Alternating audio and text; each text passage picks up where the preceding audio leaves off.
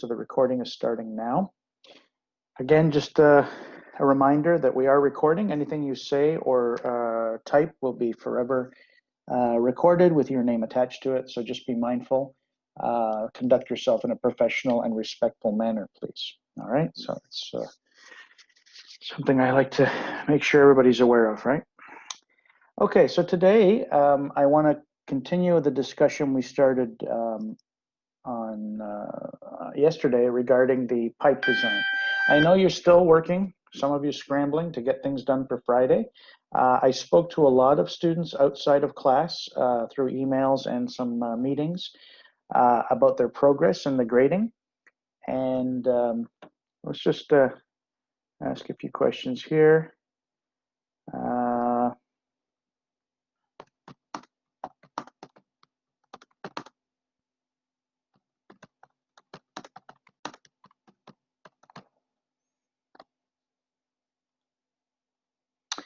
So have you begun to design the lot grading? This is the question. I want to know how many people have started. Okay. Have you begun to do your lot grading? So using the tools, right? You had your front proposed from the road, your existing from the existing surface at the back, and then you did the exercise of what to do in between. Okay, that's the lot grading. So how many of you have started? I know some have finished. Like I said, I spoke to a few students outside of class. Anybody not started? I hope that's not the case. Again, your reply to this polling is anonymous, right? So looks like those who replied all say yes. So that's encouraging. Okay. The other thing I noted when I spoke to those students was it looked like a big mountain to climb before you start.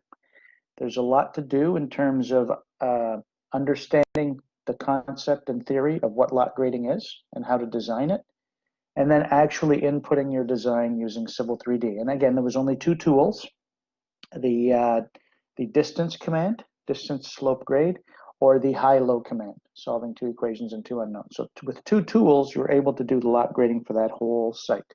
And for the most part, I think things went very well with the students that I looked at. A lot of them had progressed quite a bit.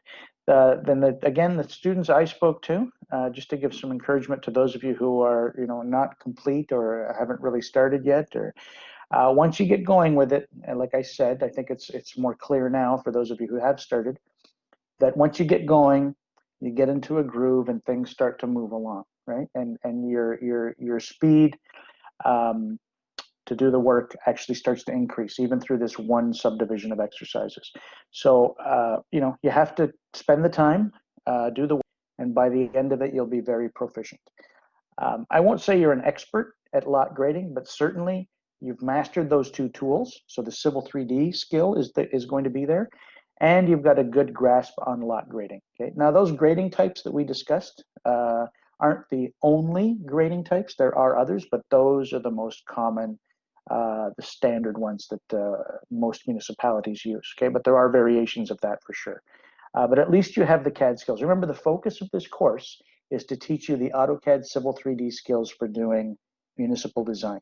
I'm not here to teach you design necessarily, although it's necessary for some of the things. I like to teach lot grading, but for the most part, it's so that you can use the tools to do the lot grading. That's really the focus of this course. So you'll find if you did the lot grading and you got through it and you became very comfortable with it, next semester, when you do more lot grading, it will go much smoother, right? You'll just attack it because you're comfortable with the tools and the concepts of the design. All right, so just a little bit word of encouragement. And that, I think, makes more sense to those who have done the lot grading. You've got the skill set you need. Remember, next semester, I'll teach you more like junior employees working on your first project. And I'll expect you to have some of these skills, okay? So I'll discuss them, but I won't teach this again, right? And I expect you to master the skills this semester so that you can carry on through the next.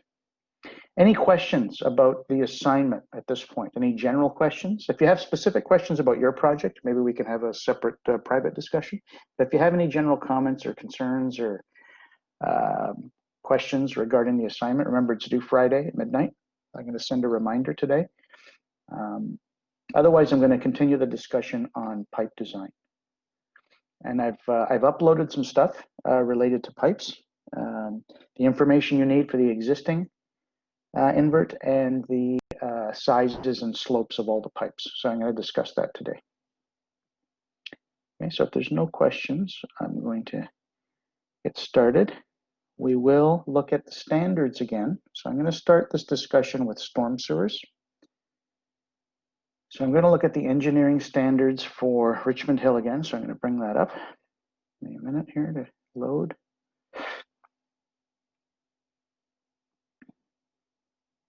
So in Module 2, the Engineering Public Works Standards for Richmond Hill were loaded.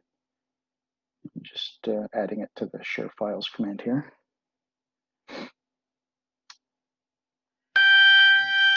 Sorry about that.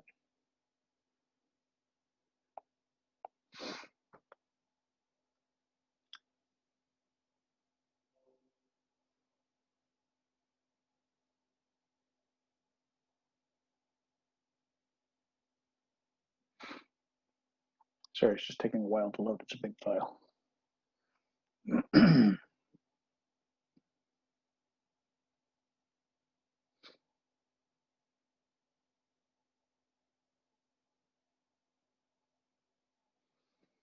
Might have to just share my screen. Hang on.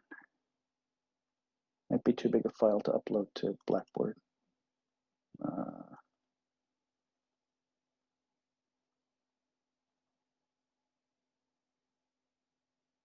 Yeah, I might have to do it like this. Okay, hang on a second.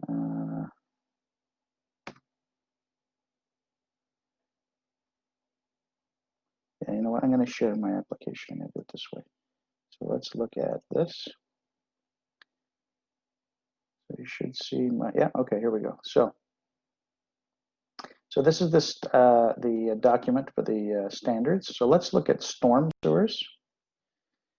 So as far as the pipes are concerned, we're going to look at the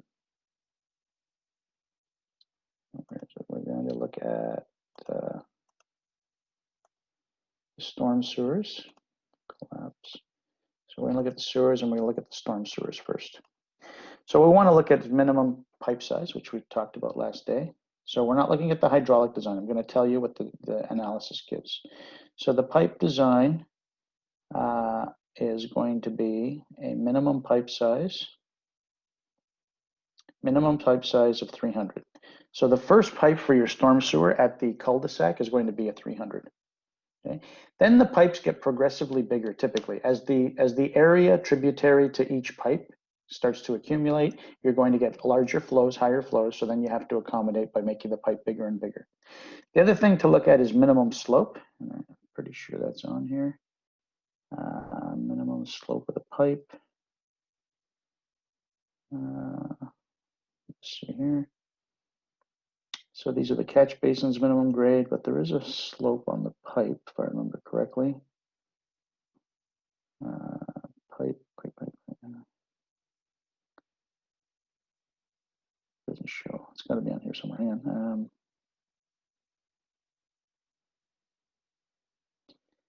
Minimum velocity, minimum size.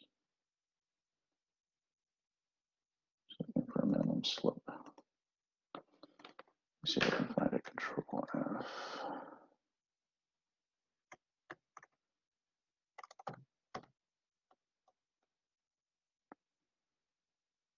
Here it is, minimum slope. Okay. So the minimum, the minimum slope for all pipes is the previous. Right here, the minimum slope for all pipes is going to be 0.5%. So all local sewers have a minimum slope of 0.5%, which if you think about it is basically parallel to the minimum slope on a municipal urban road. Remember the minimum slope on a road we've been using when we designed our profile was 0.5%. So the minimum slope on the pipe is generally the same as the minimum road slope. Okay, not always, but generally speaking. So the desirable minimum is 0.5% for all local sewers. Okay. Then it says that the minimum grade for the upstream leg is 1%. Okay, that's generally not always used, but it is part of the velocity and grade. It's usually not a requirement that you use 1% for the upstream leg of a storm sewer. Okay, is this storm? No, this is sorry, that's sanitary. Sorry, wrong one. Storm. How about the wrong one here? Storm sewer. Minimum size, velocity. Sorry, I don't think there is a standard. Hang on. Start here again. Control F. Storm. Yeah, this is sanitary. Okay, so there is no minimum. Sorry, my mistake. For storm, there's no minimum, but we will use 0.5%. So 0.5% is going to be the minimum slope, which is parallel to the road profile as a minimum. Okay. Now you can be steeper than minimum with the road. You can be steeper than minimum with the pipe. Okay, but generally, what we try and do for cover is, and let me share this with you. Share.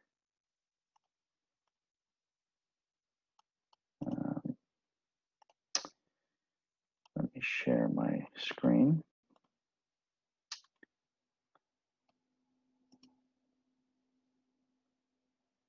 I'm going to share this camera. Yeah, so you can see the camera. So the minimum slope for the pipe is generally going to be parallel to the road profile, Yeah, and what we try and do, okay, since the road is 0.5% on the road, right? This is the profile of the road. We want to have minimum cover to the top of pipe, right? Minimum cover to the top of pipe. And we want to try and maintain consistency so that it's not a varying depth. So generally, if the slope of the road is 0.5%, then the pipe is 0.5%.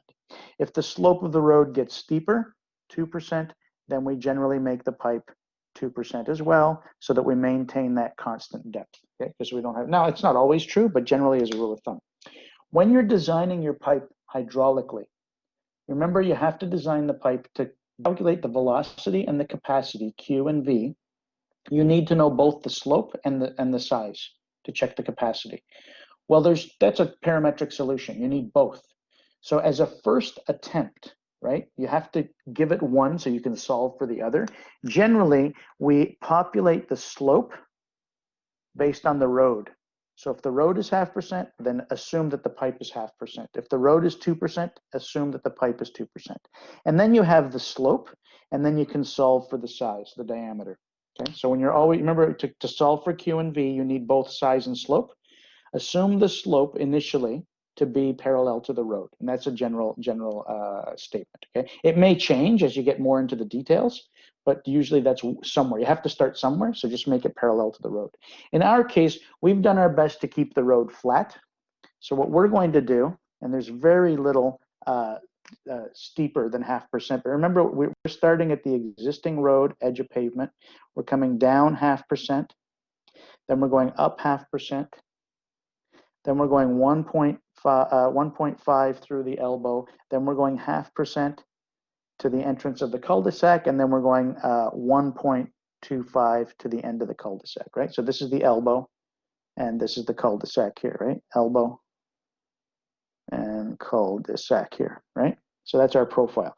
But our point is to go, right, flow, right? When rain falls, we want the road to act like a river, get all the water out. We want to do the same with the pipes. And I'm going to give you the existing pipe size and invert, and you're going to come up at minimum slope, 0.5%, 0.5%, 0.5%, 0.5%, 0.5%. So the slope for all your sewers, because these are relatively short, we're going to use the minimum 0.5%. So all pipes for the storm sewer are going to use the 0.5% slope, right? Which is generally parallel to the road. There's a couple of minor exceptions, but generally parallel to the road. So that's the slope of all storm sewers, always. The other thing we're going to do in terms of size is we're going to start with the minimum size at the top end, right?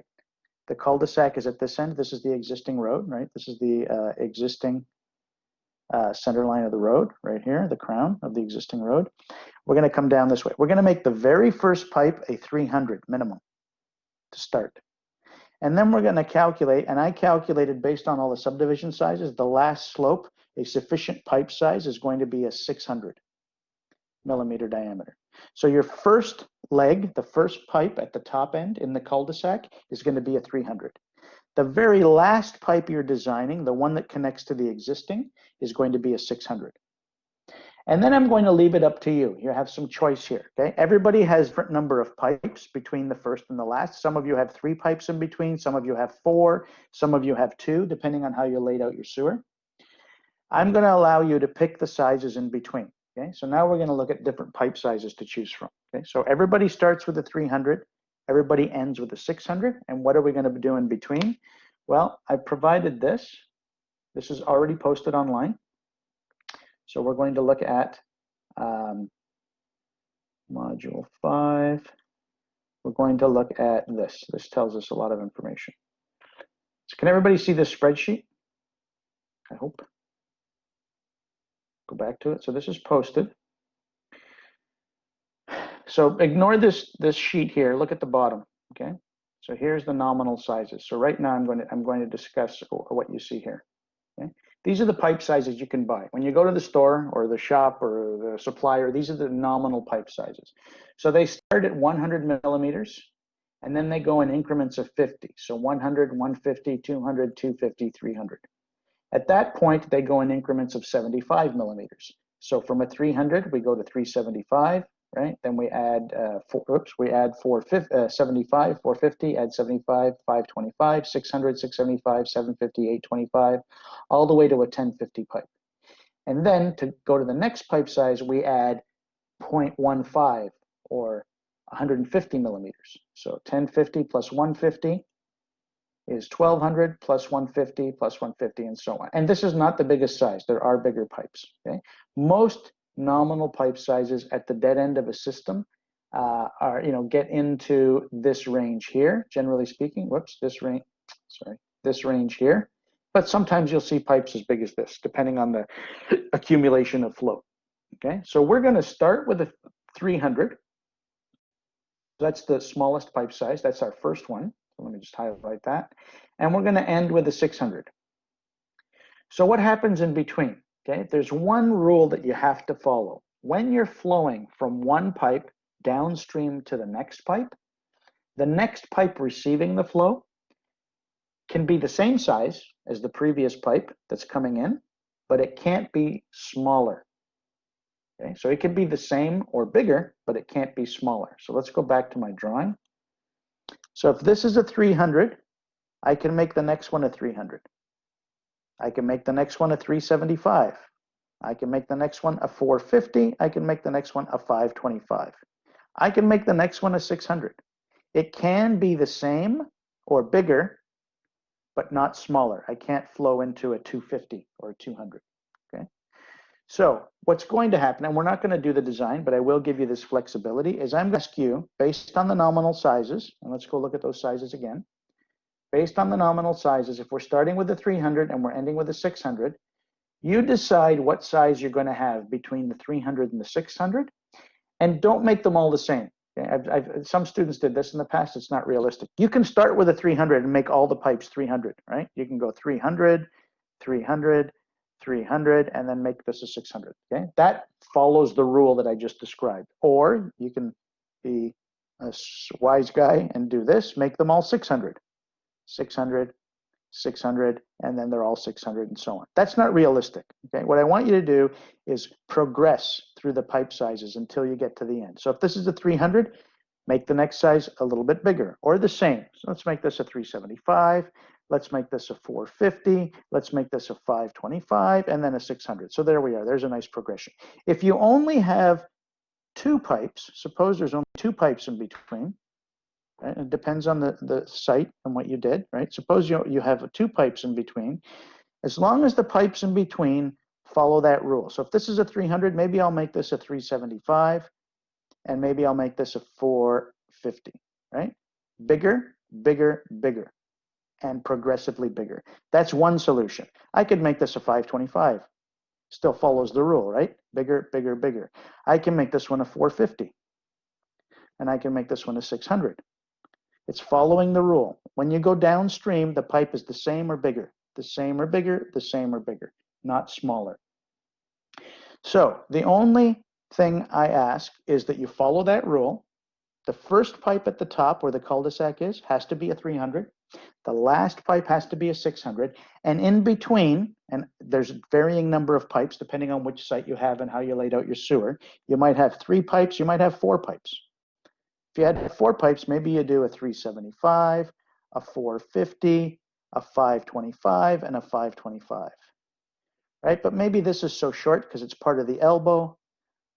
I'll make that one the same as this one, 375, and I'll make this a 450. Right? So these are variations on, but it's following the rule. The next pipe bigger, the next pipe the same or bigger, bigger, bigger, bigger. So follow that rule. So you decide what pipe sizes you want between the first and the last. They're all 0.5%. All of them are going to be 0.5%. Okay? And I have a sketch for this. You'll see what I mean. Okay? So you have to decide on what size you're going to use in between. That's the very first thing you need to do.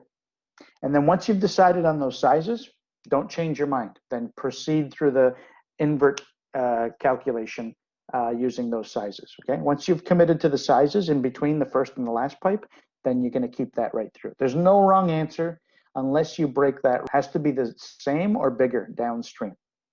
And you can only pick from those nominal sizes. Right. So the nominal sizes again are 300, 375, 450, 525, and then a 600.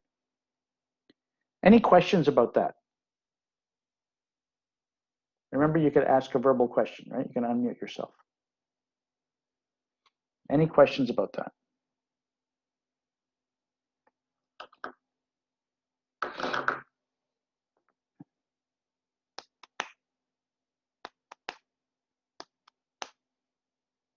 Okay, so let's look at sanitary now. And I have a summary of this. There's a handout. Sanitary sewer. If we look at the standards, this is the one that actually has the standard. If we look at the, so this is sanitary sewers. So there is a minimum slope, 0.5% for all local sewers, which is what we have. And they also have a minimum slope for the first leg, the dead end, right? So we have one of those. We have a cul-de-sac. So the very first pipe is going to be 1%. We're going to make the rest parallel to the storm, parallel to the road, all 0.5%. What does that look like? So if I'm starting at the intersection and I'm going upstream, upstream, upstream, upstream, upstream, the very first pipe, right, at the cul-de-sac, right, when we come out of the cul-de-sac, the very first pipe is going to be 1%. All the others are going to be 0.5%, same as the storm, okay? All pipes are 0.5% except for the very first one. We're going to make it steeper, 1%. The reason we do that is at the end of the site is where you have the smallest amount of flow, the least amount of houses, the least amount of people. The flow is very low. So because there's a minimum velocity requirement, right, we want whatever gets into the pipe to flow. And because this is a sanitary sewer, there's going to be solids in the pipe, right? There's going to be solids in the flow from your toilets and any material that gets washed down your sink. We want to make sure that that stuff doesn't get into the pipe, sit on the bottom, and start to harden, right? And then you're going to clog it, just like an artery. So we want that stuff, those solids, to move along. So when we look at the velocity, if the slope increases, then the velocity increases. If the slope decreases, then the velocity decreases. So where you have the least amount of flow, we want to make the pipe a little bit steeper to help push the stuff along. Okay? So the first leg has to be at least 1%. Now, if this subdivision, if it wasn't a cul-de-sac, if we were going to continue in the future, then we would just make this one 0.5% like the rest. But because we know we're stopping, it's a cul-de-sac, we make the very top end 1%. Okay? The next thing that in the standards is the minimum size of pipe. Okay? And generally speaking, sanitary flows on local subdivisions are much lower than storm flows. So what we look at now is size, and the minimum size is going to be 250. So all pipe sizes minimum are 250, and I've done the math. You can drain this entire subdivision through a 250 pipe. But the first leg, just like it wants to be a little bit steeper, wants to be a little bit smaller. The first leg is going to be a 200. Okay, and that's right in the standards. So what does that look like? The very first pipe has to be a 200. All other pipes are going to be 250. Okay, so the pipe at the end of the flow, all the way to the very last pipe. These are all the same size, all the same slope. the very last pipe is going to be a little bit smaller and a little bit steeper. Why smaller? Well, if you change the diameter, this has an opposite relationship, right? If we talk about the velocity, if we talk about the velocity and the diameter of the pipe, if the diameter of the pipe gets bigger, the velocity goes down. If the diameter of the pipe gets smaller, then the velocity goes up. Okay, so a smaller pipe has a higher velocity than a bigger pipe. A steeper pipe has a higher velocity than a flatter pipe. So we're using both in combination. I'm going to make it steeper to increase the velocity, and I'm going to make it a little bit smaller than this typical minimum to get a little more velocity. This very first pipe is very, very difficult to attain minimum velocity because there's not a lot of tributary area, not a lot of population, not a lot of houses connected to it, especially in the residential. Okay, so sanitary, all 250 at 0.5%. The exception is the very first pipe in the flow at the top end. That's going to be smaller, 200, steeper, 1%. Okay, and that's the design size slope for sanitary. Remember, this is all sanitary we're talking about. Okay, so that's the design. I have a summary of this, okay, and I'll show you, which really speaks to the calculations I want you to perform for homework. Any questions about the sizes and slopes for SAN or storm? Okay, here you don't have any choice. The sizes and the slopes are all determined. In the storm, you have a little bit of flexibility with the pipes in between the first and the last. Okay, so then the other thing that I provided is I uploaded this file here. This file here. So here's a summary of what I just sketched. So here's a summary of what I just sketched. I'm going to zoom in on this. So you'll see at the existing intersection, everybody has existing pipes on the existing road. Okay, this is just a schematic. You'll notice you're connecting the storm sewer. You're connecting the storm sewer to an 825 pipe. Okay, 825, and you're connecting the sanitary sewer to an existing 300. So the pipes you're connecting to are provided. The sizes are provided, not the slopes, just the size. So there's an existing 825, there's an existing 300 for sanitary, and that's what you're connecting to. And your flow, again, starts at the subdivision, at the bulb. So let me do this, hang on. Your flow starts here for both systems and makes its way around. And then when you get to the intersection, you're either going to turn left or right, depending on your subdivision. Okay, this one is shown turning this way. Okay, so now you know the pipe sizes that you're connecting to, right? And then the sizes here are summarized. So let me show you. Let's look at the green stuff. Okay, so if you look here, you'll see the stuff in green. I've given you the size. So this one is a 600 at 0.5%. If you go to the other end, you'll see this is a 300 at 0.5%. Everything in between is 0.5%, 0.5%, 0.5%, 0.5%. The size you'll see is got question marks. So you have to decide what size you want to use for all the pipes in between. So this is the only size you're given, right? You're given the size at the beginning of the flow, you're given the size at the end of the flow, and then depending on how many pipes you have. I've illustrated this as an example. 1, 2, 3, 4 pipes in between. You might have 3 pipes, you might have 2 pipes, depends on your subdivision layout. Okay, so this summarizes what I've given you in terms of sizes and slopes for storm. I've done the same for sanitary. So this one you'll see is a 200. This one is a 200 size with 1% slope. The rest are all 0.5%, 250, 0.5% 250, 0.5% 250, 0.5% 250.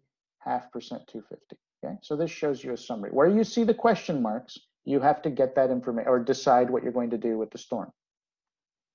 Okay, so that's going to be up to you. So this is a summary. Everybody has the same sizes they're connecting to. Okay, so everybody's connecting to an 825 and a 300, 825 for storm and a 300 for sanitary. So that's the same, right? But sometimes it's turning this way, sometimes it's turning that way. It really doesn't matter. You're making a 90-degree change, deflection angle in all cases. Okay, so that gives you the summary. Then what you want to do is I would draw, don't use this. This is just a guide, okay? So I would redraw this on paper. I would redraw your subdivision on paper with the pipes separately. So let me show you what I mean by that. I'm just going to go to my whiteboard. I go to my whiteboard. This is what I would do. So I would draw, I'm just going to draw this. I'm going to do it with a straight line, and I'm going to do it with red. So I'm going to draw my sanitary. So I'm going to draw my first pipe, my second pipe, my third pipe, my fourth pipe, and my fifth pipe. I'm just going to schematically draw it. And then if you want, and I'm doing this on paper with a pencil, okay? So let me do this. Right, these are my maintenance holes. Okay, I'm doing this all on paper. As a matter of fact, you know what? I should do this on paper. Let me show you like this. Sorry. Let me show you with my overhead camera. So it's obvious. Whoops, where's my camera?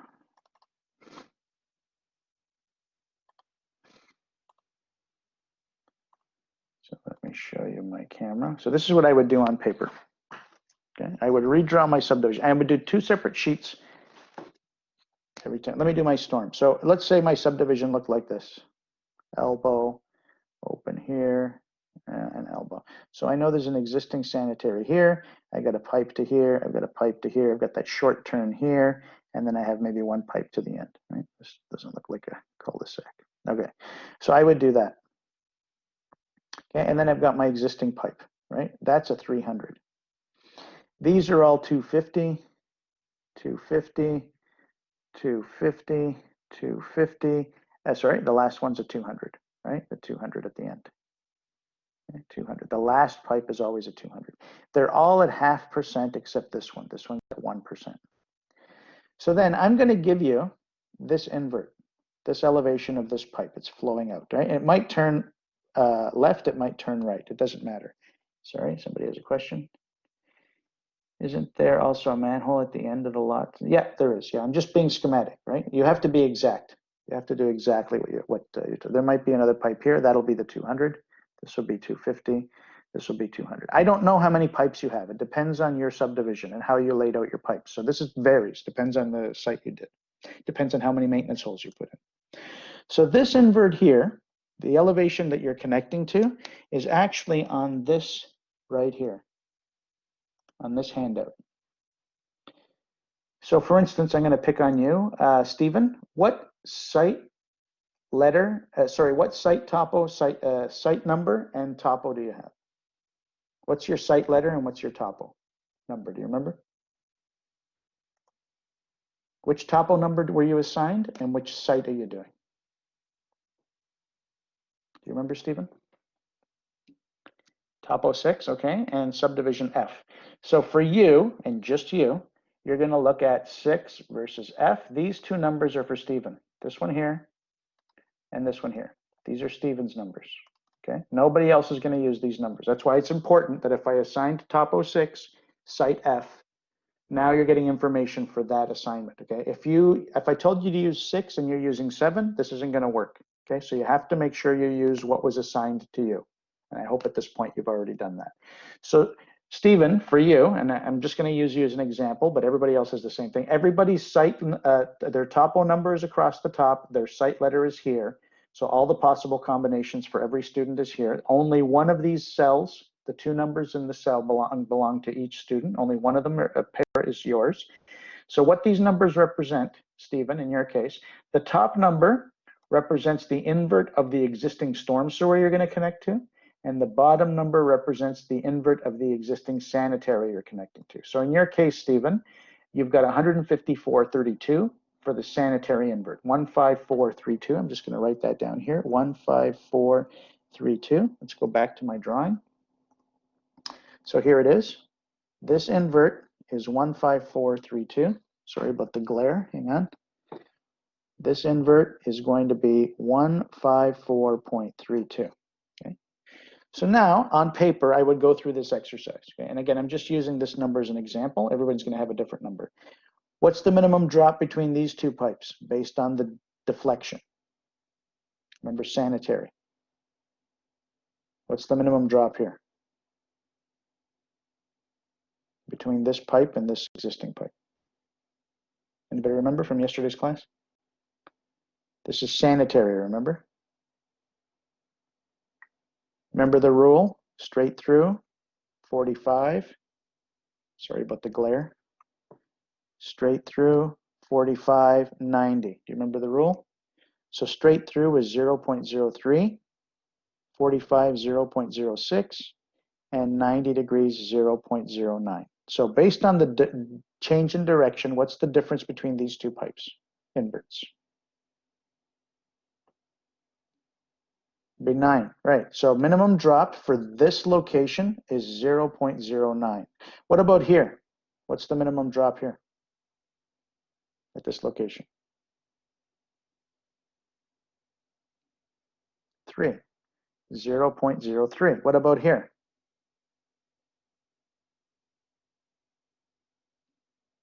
6. This one's going to be 6.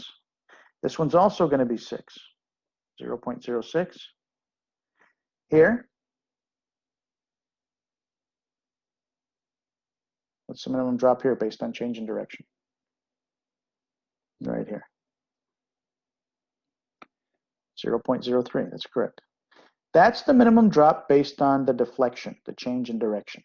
Now look at the difference in pipe size. What's the difference between these two pipe sizes in meters? What's the difference between this pipe size and this pipe size?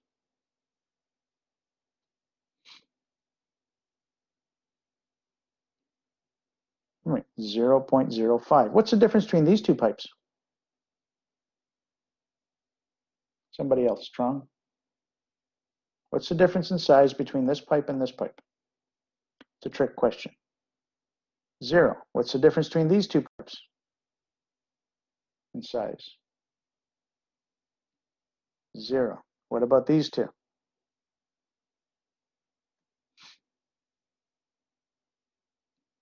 0.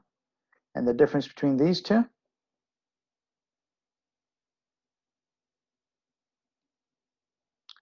0.05. So I go through that exercise once for deflection and once for difference in pipe size. So now I have two numbers at each maintenance hole for drops. I have two numbers for each maintenance hole. Okay, I have two numbers for each maintenance hole. Now I'm just going to get rid of the smaller one. The 9 governs here. 0's no good, 0's no good, 0's no good. 3, 5, I'm going to use the 5 because it's bigger. Always use the bigger. These are both minimums. The biggest one covers both cases. So now I know the invert here. I know the invert here. I have got that from the table. And again, this depends on which site you have and which letter you have. I take that number, I add 9 centimeters, gives me the invert of this pipe. Then I go uphill, right? This is all uphill. I'm going to take the length of this pipe at the slope, 0.5%, and I'm going to calculate this invert. Then I'm going to add the minimum drop to get this invert.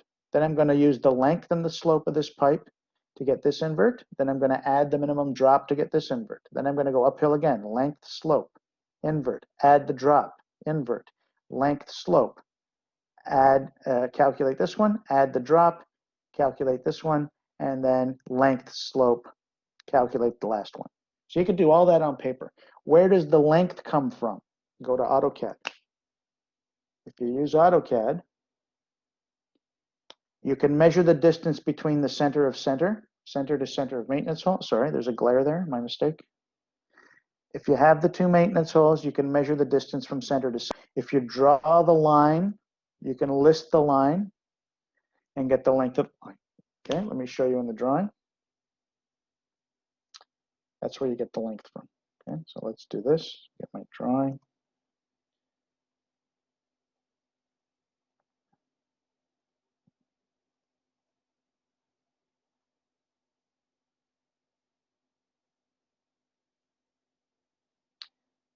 Just get my drawing here in a second.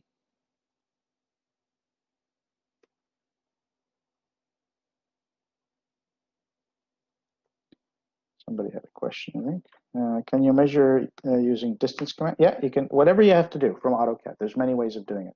Here's my AutoCAD. I'm going to show you mine.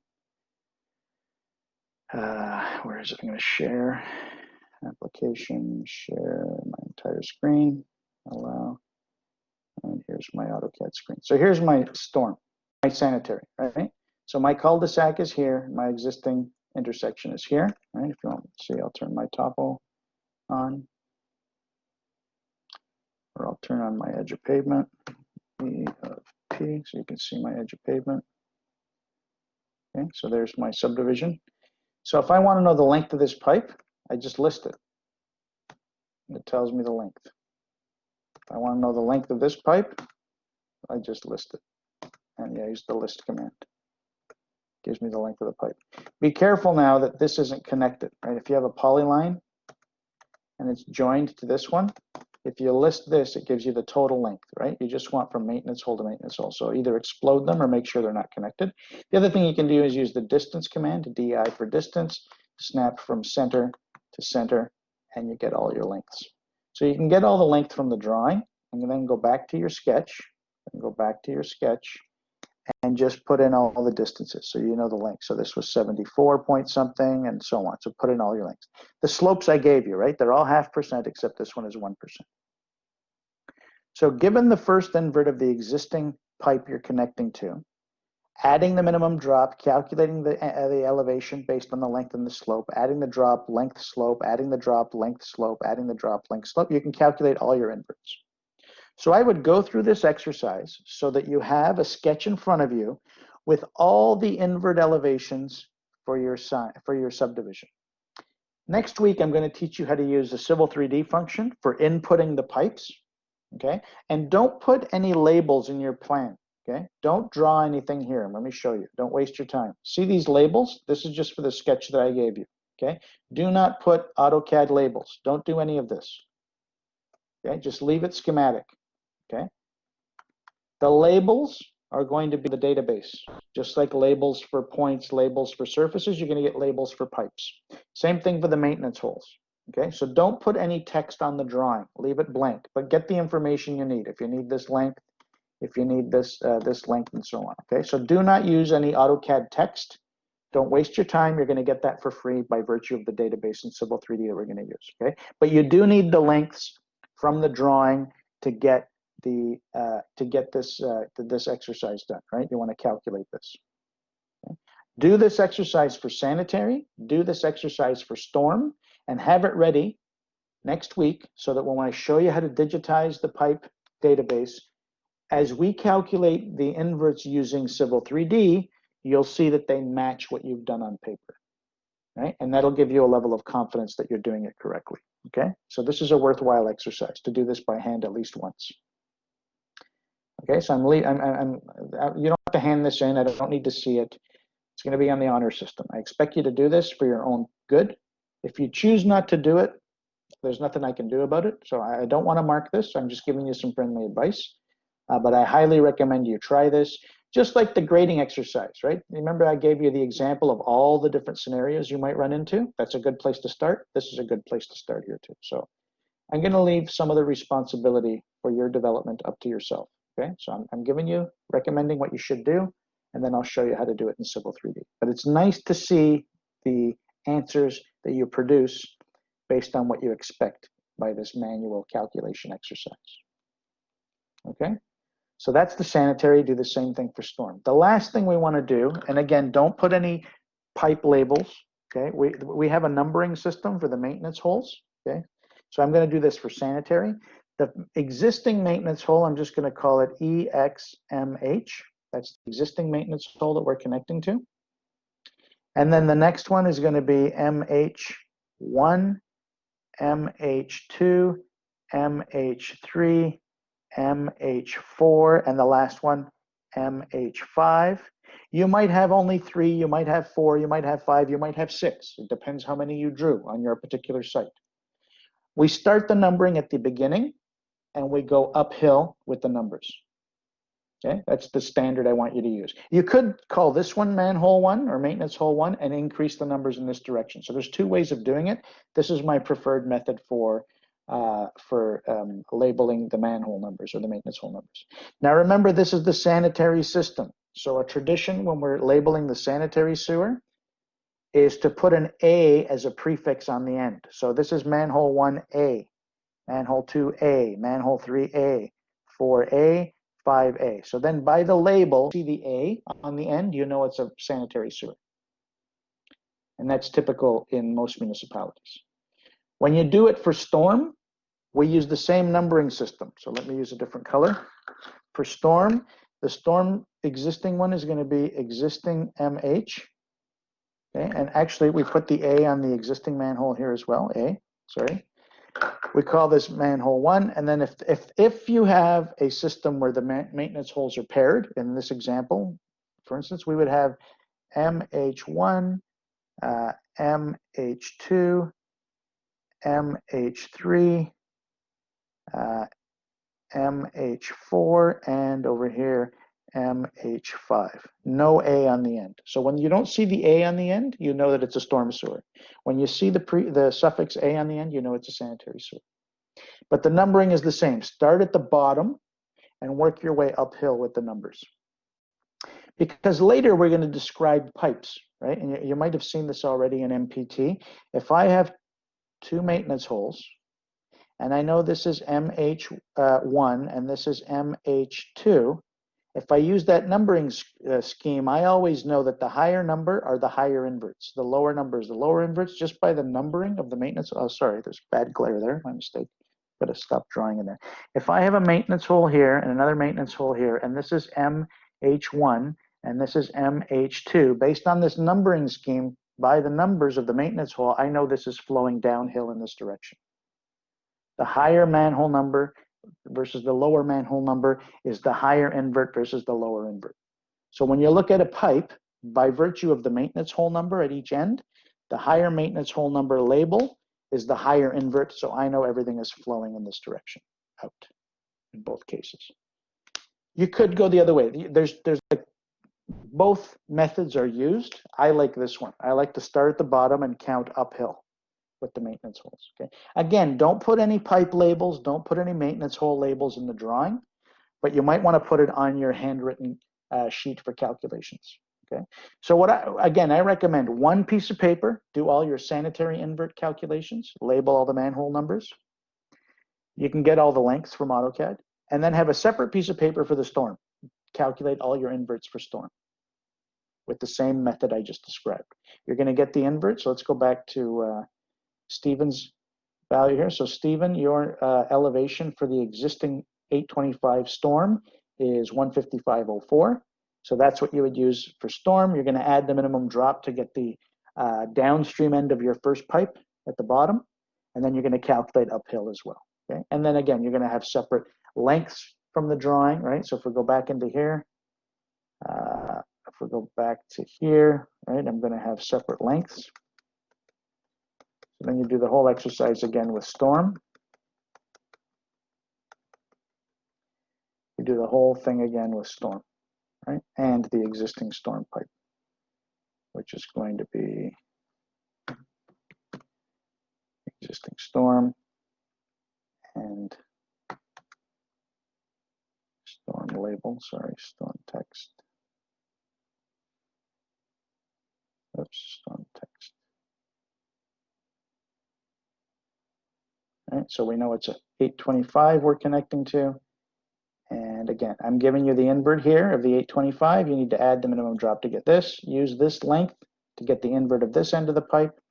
Add the minimum drop, length, slope, add the minimum drop, length, slope, and calculate all your inverts uphill until you get to the end. Okay? And if you can have that ready for next week when I see you on Tuesday, then I'll show you the calculation, or I'll show you how to use the database to input the design.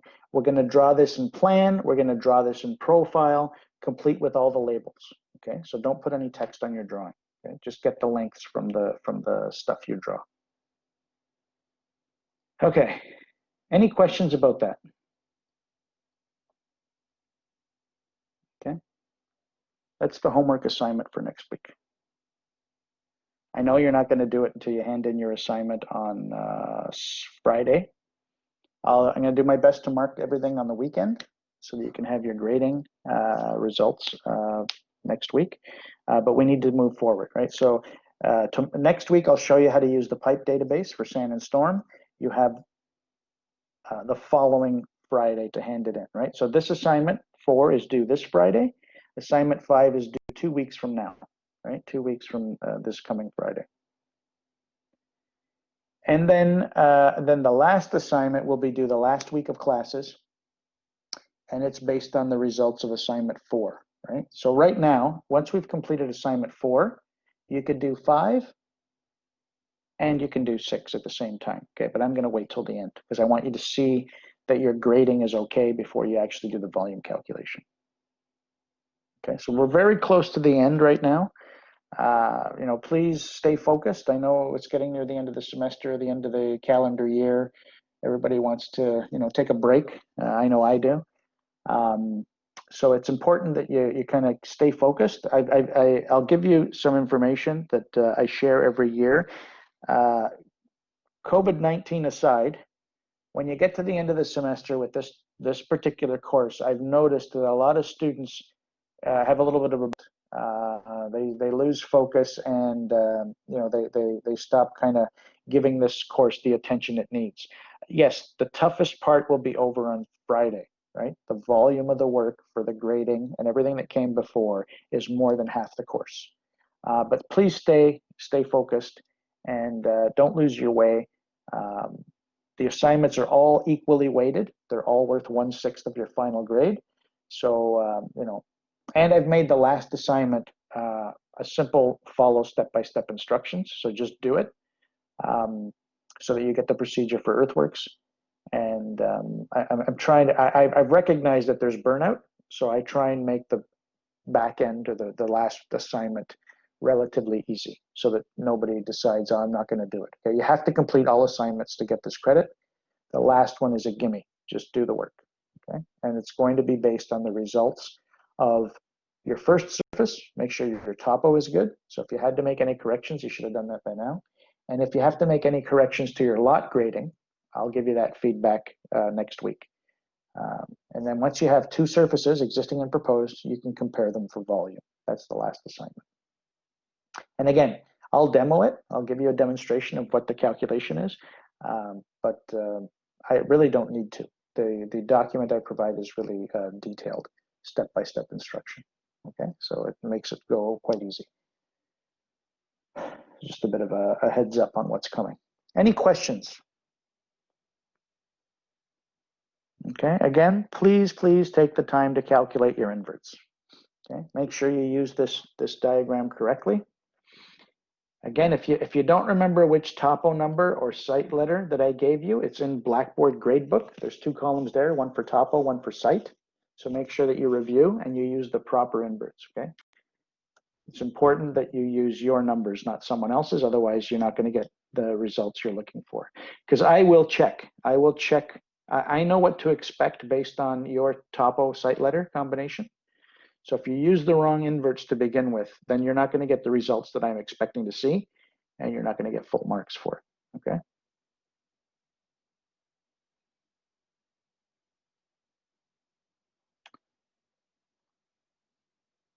Any questions about assignment 4, about the homework for next week?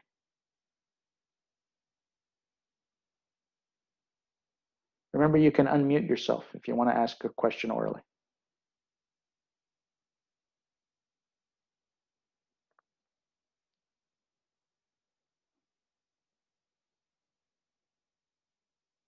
The submission, remember, requires both the base drawing, 543. I want to see your CAD file, and I want to see your PDF plot of the grading plan. I want to see what that looks like, okay? And I'll be marking it. Any questions? Anybody?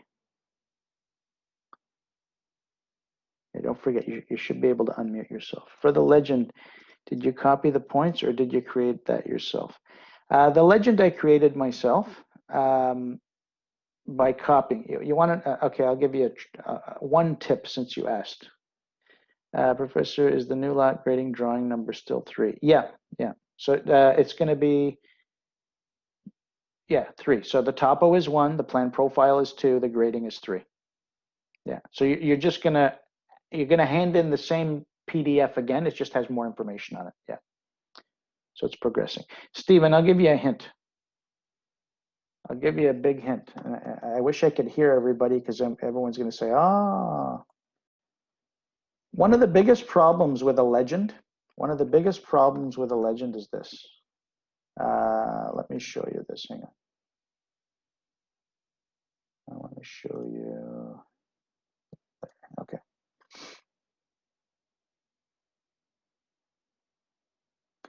So a lot of students in the past, and I've made this criticism before, when you look at the, I did it on the grading plan. When you look at the legend on the grading plan, and this doesn't look so good. Let me change these.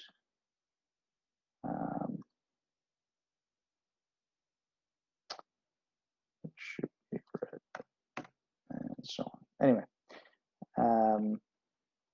when you look at the grading plan or the servicing plan, right, the plan profile, the size, I'm going to draw a circle from the center here to the end, right, to the edge. So I just traced that circle. I'm in paper space, but I traced what was in model space.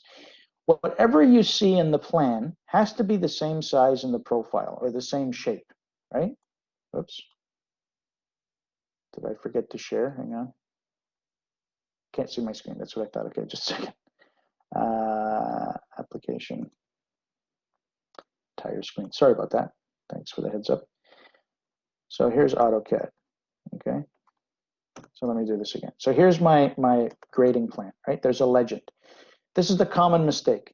If I draw a circle, okay, I'm in paper space, right? I'm not inside the viewport. I'm in paper space, right? Paper space. I'm going to draw a circle. I'm going to snap to the center of this circle and go to the near edge. So this circle is the same size as the one you see in model space. That's the same size you should see in paper space, right? Don't make it twice as big. I've seen this. Students make it bigger in the legend. Okay, oh, that's my sanitary sewer, and that's my storm sewer, and so on. It has to be the same size. It has to be the same color. It has to be the same symbol, right? Even mine is wrong, right? This should be the block if I was going to show it that way.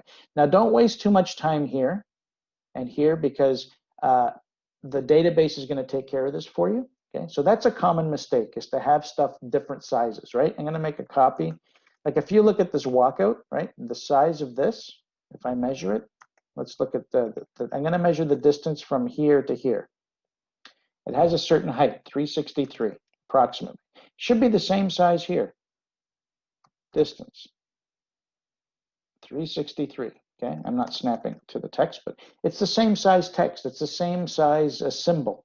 It's the same size representation. The text for this should be exactly what you see here, right? Actually, mine is wrong, right? This is no decimal places. This is 2 decimal places. It's not representative, right? So let me fix that. If I go to my label for surface, my surface labels, under surface labels, under contour labels, it's probably this one. Oh, I'm going to just switch it out. So let me just do this. I'm going to go into here, grab this, change it, and use not the new one, but the standard one, 2 decimal places, right? So whatever you show in the plan view is exactly what you should see in the profile, in the legend, right? See, the proposed is red. It's a little bit bigger than this. These styles are exactly the same size and color as what you see in the plan view. Okay? So that's a common mistake, not to have this stuff the same size as this stuff. Here's the secret, Stephen, since you asked. This is a viewport with a 2xp, 2 times, right? We plot it 1 to 1, but it's going to show up twice as big, 1 to 500. This is also a viewport. Same scale, same relative thing. So that legend is actually in model space. The size of this is exactly the same as everything you see here. So I made a copy of one of my points, brought it over here, rotated it. I made a copy of one of my existing, brought it over here, rotated it. This is just a polyline with a piece of text. How did I do that? Well, what I did is I created this. I add a label, add a multiple, but I'm just going to go across one. There's the label. I explode it. Whoops. And I explode it again. And I get rid of this. And I take this text and I bring it over here, make sure it's on the correct layer with the same color and line type and so on. Bring it over here. I trace one of my contours with a polyline, make it the same color, make it the same layer, right? You can use text to trim so that it looks like what you see in the plan view. I put labels in the plan. I make a copy of them. I have the same text height, same style, everything looks the same. So that's how I do my legend. I do it in model space, and then I just cut a viewport and I look at it. This is just a viewport. Just like this is a viewport. And if these scales are exactly the same, then everything will be the same size. So that's my tip or my trick for making sure that I have representative items in my legend. Okay? And that's when I hear the collective sigh in class. Why didn't you teach us that before? Well, some students actually figure that out themselves. Others have to kind of struggle through it. There's more than one way to do anything. And those efficiencies are things that you have to either learn for yourself, which is difficult.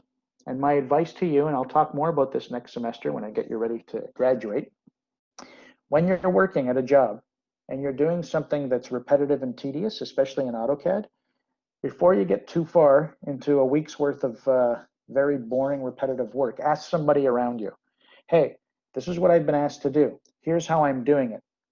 Do you know a better way? Do you know a faster way? Is there a custom tool that the company has that I'm not aware of that you can show me?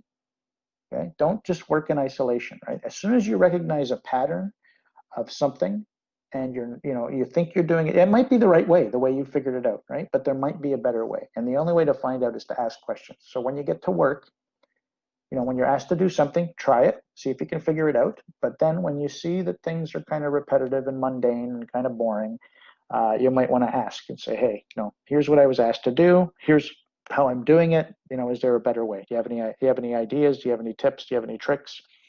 Do you have any custom tools? Sometimes companies create their own custom tools to speed things up. The lot grading I'm showing you is Civil 3D, the way it's designed to work. I've worked in companies where they've customized those tools. All the steps for the high-low command and all the steps for the distance command? I've worked with some companies that have shortened some of that, a few less clicks. And you know how the distance command, this might be frustrating for some of you. The distance command, you have to pick a location for direction, and then you have to pick a location for distance. You have to pick twice, once for direction, once for distance. Well, one of the companies I worked for created a tool where you pick once and it reads the direction and the distance at one time instead of twice, and that speeds things up. Okay?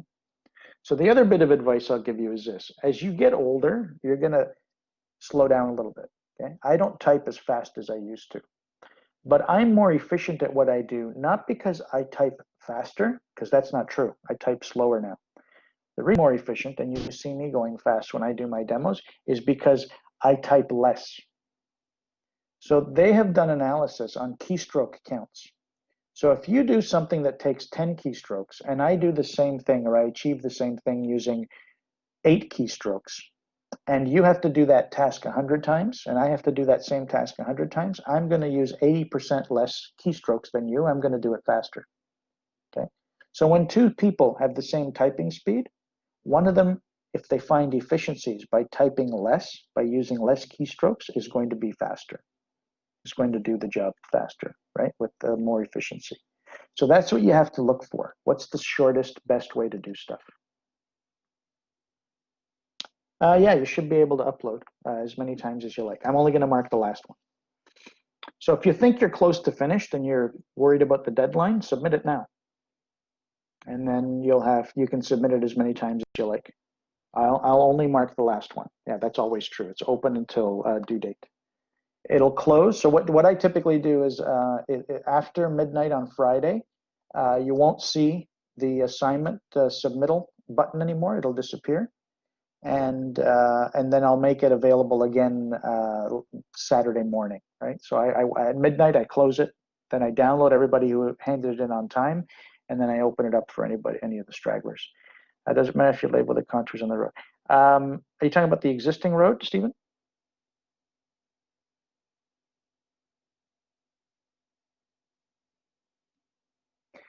Not necessary. especially if you know how you create the front lot corner from the street center line, the existing street center line. If you have those 6 points on the road, should be enough. So I would show the original elevation at the existing center line of the existing road, so that you can compare it, that it's 0.3 higher at the street line. Remember that exercise for grading? So if somebody is thinking about, hey, where'd that elevation come from? You can explicitly see the existing center line. So I wouldn't worry about contours, labels there. Any other questions?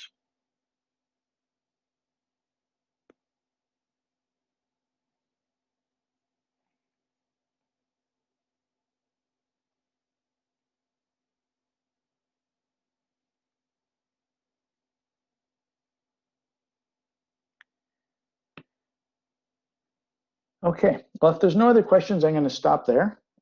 You still have more than 30 minutes if you don't need the time to study for another test. I suggest you keep working on your lot grading and try and get that done. And remember, the due date is when it's due, not the day that you do the work, right?